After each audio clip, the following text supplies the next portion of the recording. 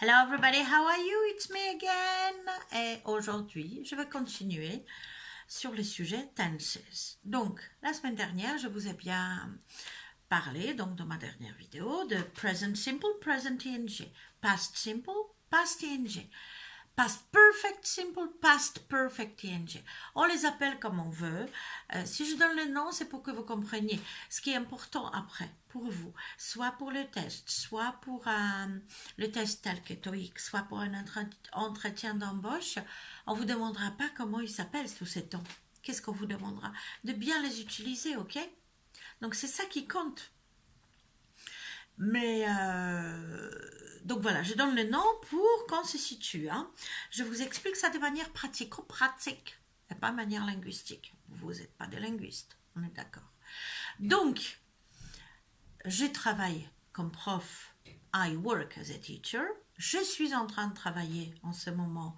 I am working now. Il y a 10 ans, j'ai travaillé pour Doudou Company. 10 years ago, I worked for Juju Company. Mais quand tu m'as appelé hier, j'étais en train de travailler. OK? So, I was working. Donc, prétérit ing. D'accord? Et hier, j'ai perdu la bague. Yesterday, I lost the ring que mon mari m'avait offerte.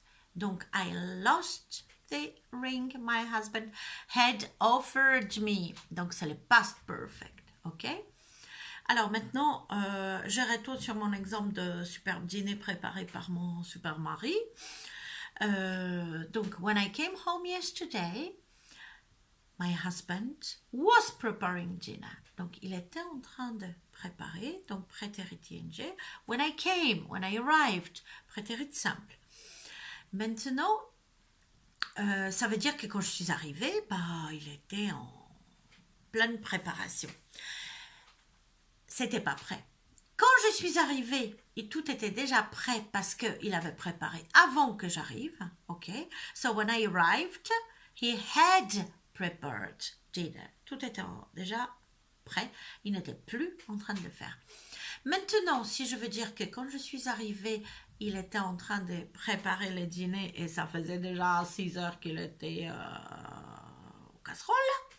Donc, when I arrived, he had been preparing dinner for 6 hours. Ah c'était bon alors, c'est ce qu'ils ont. 6 heures de préparation quand même. Hein?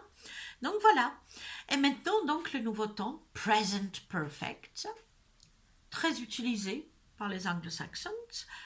Et comme il n'existe pas du tout en français, donc on se trompe tout le temps. J'en ai déjà parlé dans d'autres de mes vidéos. Donc, mais bon, vous savez, c'est pas parce qu'on entend quelque chose une fois qu'on retient à vie. Hein. La moyenne scientifique, ça apprendre 20 fois, oublier 20 fois, la 21e fois, on retient. Donc, c'est pour ça, j'en reparle. Donc, past perfect, c'est par rapport au passé, on est bien d'accord. Et present perfect, ça sera par rapport au présent. Donc, si on dit I work for different business schools, point, je ne dis pas depuis quand. Maintenant, si je dis, dans ma vie, j'ai travaillé dans plein d'écoles de commerce, I have worked for different business schools, je constate. Je ne parle pas encore de l'action, d'accord? I have worked. Maintenant, si je commençais à bosser ce matin à 8h, I started at 8. Alors, moi, je commence pas à 8h parce que je ne suis pas trop du matin, mais bon. Et je suis toujours en train de travailler. I am still working. Donc, ça veut dire que j'ai commencé à 8h du matin et je suis toujours en train de travailler. Donc, je fais un 2 en 1 entre présent et ing. D'accord?